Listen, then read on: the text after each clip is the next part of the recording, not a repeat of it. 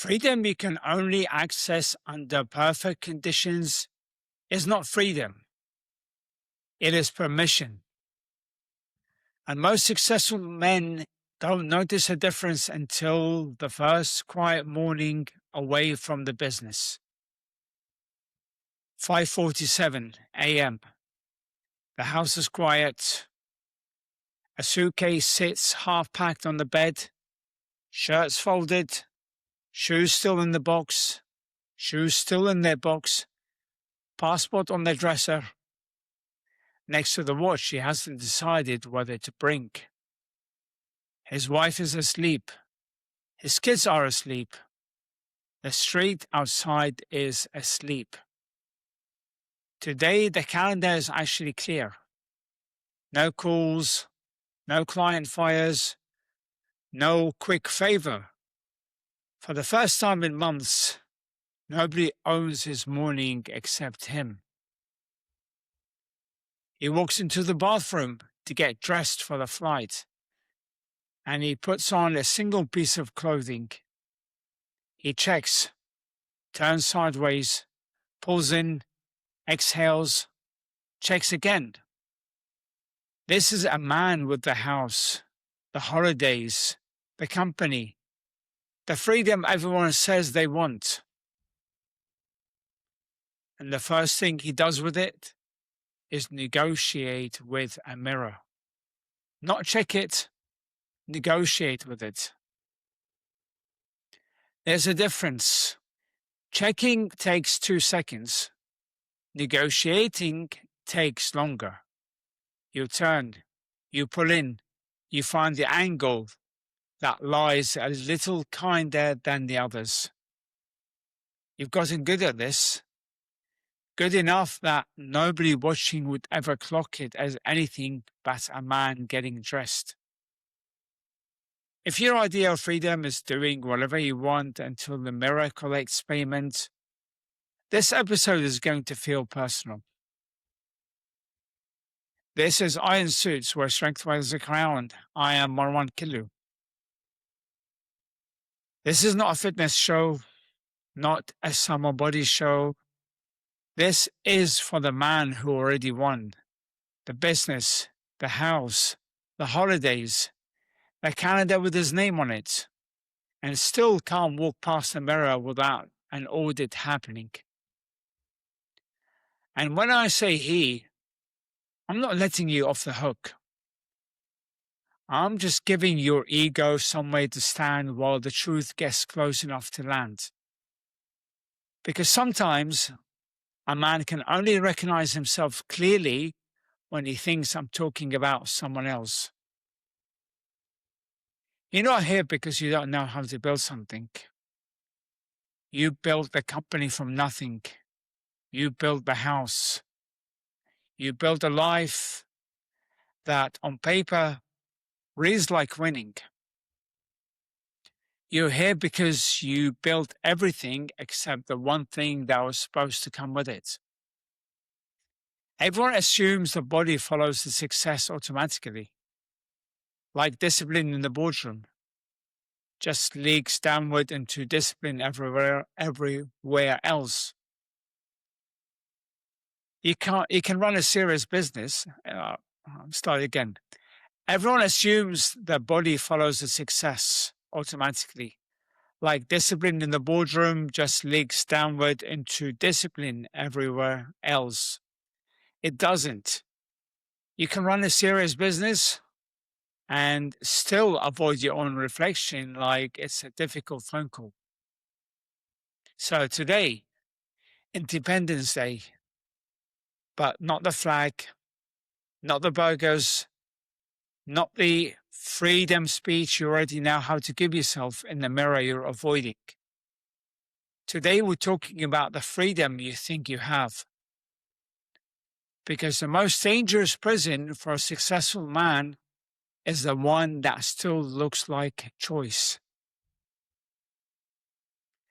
If your confidence disappears the second the shirt comes off, the company didn't make you free. It just gave you a better hiding place. It just gave you a better hiding place. And escaping a boss means nothing. Nothing if your body still tells you what you can wear, where you can stand, which photos you avoid. That's a boss you never actually fired.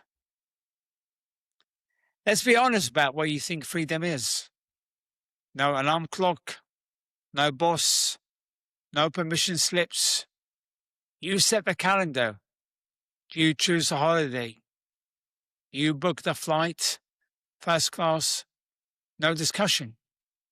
You walk into a room and people stand up a little straighter. That's the story. And it's true. You did escape the 9 to 5, but you didn't escape the mirror. You just change who's allowed to watch you lose to it. Think about the calendar for a second. You can move it, clear it, look out a month if you want. Total control. Except, when was the last time you used that control on yourself? You'll clear 3 days for a deal. The calendar bends for everyone except that one appointment that would actually change something. That's not freedom. That's just a better dressed prioritization. The mirror is a boardroom with no audience, no assistant taking notes, no one to perform for, just you and the verdict. And that's exactly why most men avoid it. Not because they're weak, because it's the only room left where nothing they've built can talk them out of the truth. Go back 6 weeks. Kid got sick the night before a flight. Board call ran 2 hours over. The gym session didn't happen. The meals weren't clean.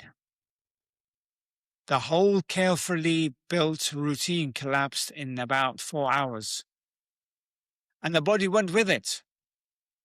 Not because the body is weak, because it was never built to survive disruption, only to perform on a closed course in good weather with nobody else's needs in the way. That's a tell. Not the bad week itself. The tell is what the bad week revealed. A standard that only existed because nothing else had tested it yet. And a private thought comes in quietly. It's not like I've let myself go.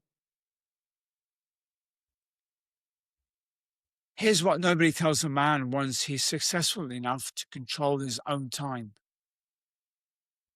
Control of your calendar was never the same thing as control of yourself. You think you're free because nothing external can stop you. But ask the real question, not can I do whatever I want? The real question is, does your body still perform when the conditions stop being perfect? Because if it only holds together when the gym is booked, the meals are clean, the stress is low, the schedule is quiet, that's not freedom. That's a system that only works indoors. And here's the cleanest way to say it. A body that needs perfect conditions is not elite. It's fragile with good branding. Back to the suitcase. He's not avoiding the trip. He built the trip, wanted the trip, paid for the trip. He's avoiding the version of himself the trip is going to expose. Half an hour before dinner, he's standing in front of the wardrobe in the villa. going through shirts like he's prepping for a board meeting. Not for style, for coverage. The linen one is too thin. You can see it through. You can see through it under the restaurant lighting. The fitted one says too much. He lands on something looser, something that does the job a well-built body wouldn't need a shirt to do. He doesn't think of it as hiding. He thinks of it as what works for this weather. Hotel room, day 2.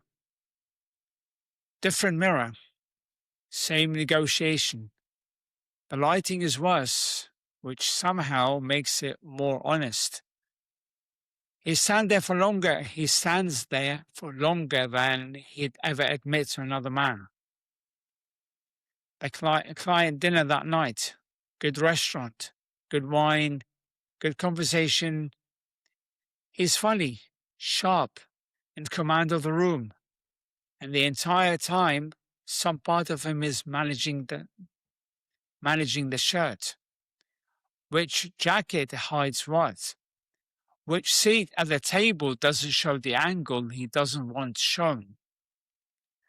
Nobody else notices. He notices everything. The body does not care who signs your checks.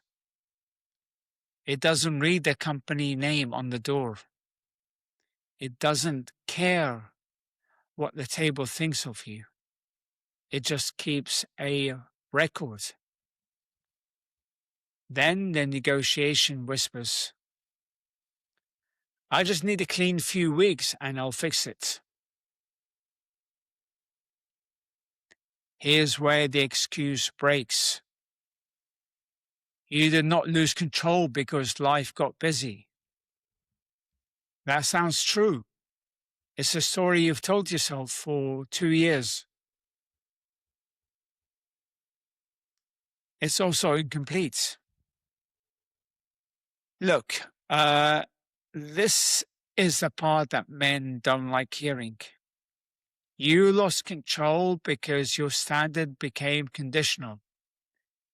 You built a body that only shows up when nothing else is asking for you. And then you built a life to ask for you constantly. Those two things were not going to survive in the same house. And I want you to actually hear this one. If you need perfect conditions to stay in shape, you don't have discipline. You have dependency. It's just dependency wearing a 6-figure watch. And here's the one that's harder to sit with. If your body only looks good when business is quiet, your system was never built for your actual life. It was built for a vacation version of your life that doesn't exist outside of 2 weeks in August. You didn't build a standard. You built a forecast. And like every forecast, it only works until the conditions change. And conditions always change. Let's go back to the holiday. The one he's on right now. Technically free, technically unbothered. Beach day, family around him. His son, old enough now to notice things. Old enough to compare. Pulls his shirt off without thinking about it. Doesn't check the mirror first. Doesn't manage the angle. Just lives in it. Runs straight into the water like the question never occurred to him. Like the question never even occurred to him. His father watches that for 3 full seconds before he can look away. Not jealousy, recognition. He remembers being 17 and not thinking about it either. He doesn't remember exactly when he started. And then the one he doesn't say out loud. I don't want my kids remembering me like this.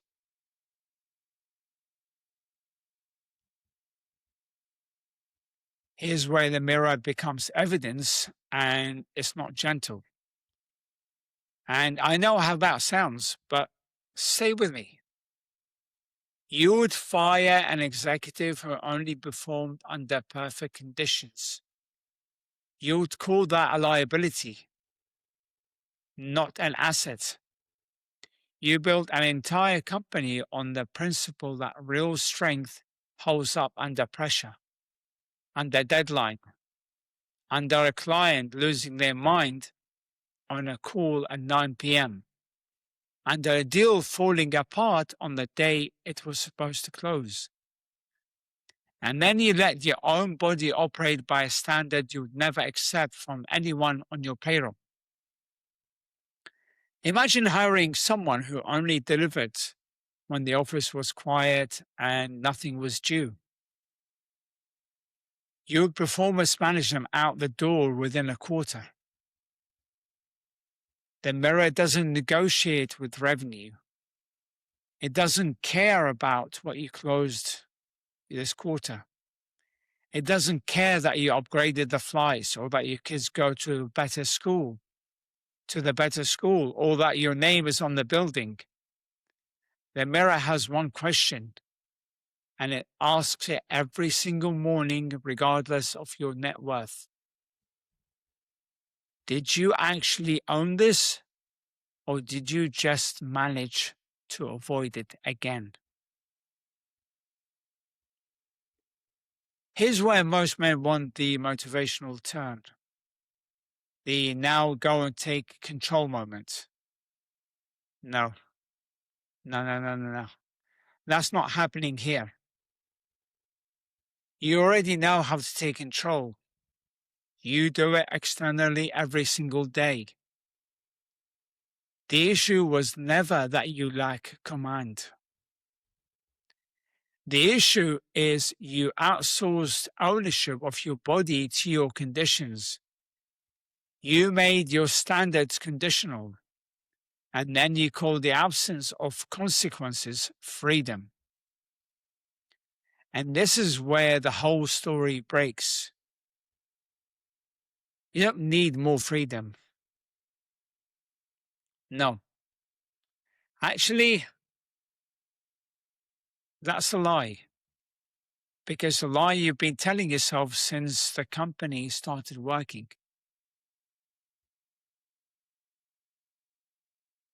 That's a lie you've been telling yourself since the company started working.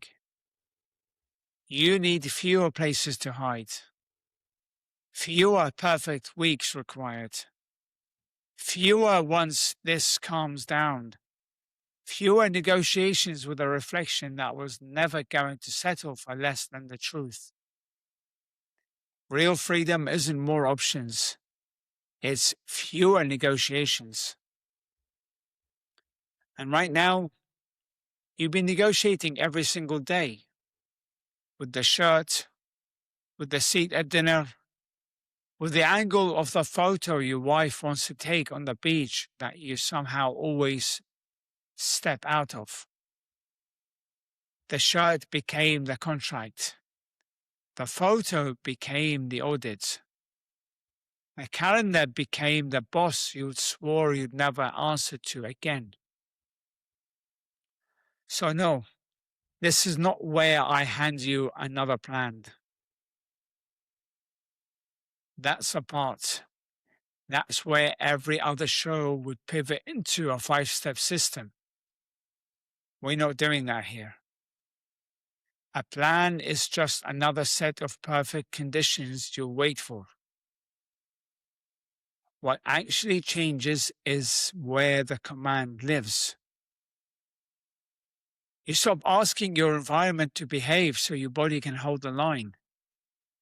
You build a body and a standard that holds the line, that holds the line regardless of what the environment is doing. Busy week, quiet week, travel, no travel, stress, no stress, 3 flights this month, or none. Doesn't move the number, doesn't move the man. That's not motivation. That's ownership moving from outside you to inside you. The man who needs a clean run is still waiting for permission. You don't need permission anymore. You haven't needed permission from anyone in years. You walk into rooms where grown men wait for you to speak before they decide what to think. Except, apparently, you're still waiting for permission from a mirror in a hotel bathroom at 6 a.m. on a holiday you paid for. See, that's a move. That's a little negotiation nobody sees. That's a part that should actually bother you. Not the body, the fact that the one authority you never fired is the one with the least right to hold the job. It never built anything. It never closed anything. It just shows up every morning and renders a verdict. And somehow it's the only voice in your life you haven't figured out how to manage.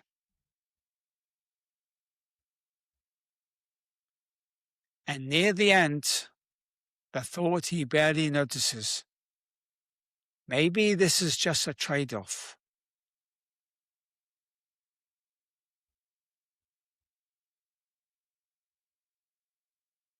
That's the quietest lie.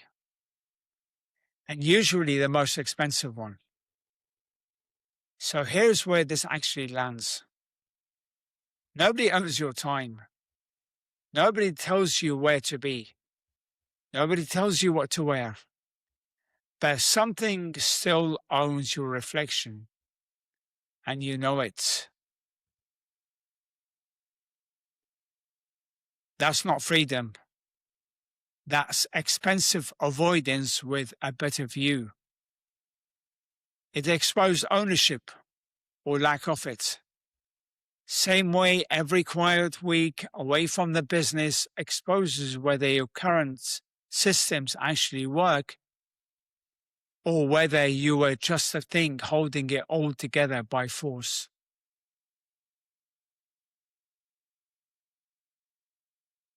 This is Iron Suits, where strength wears a crown. I'll see you on the next episode.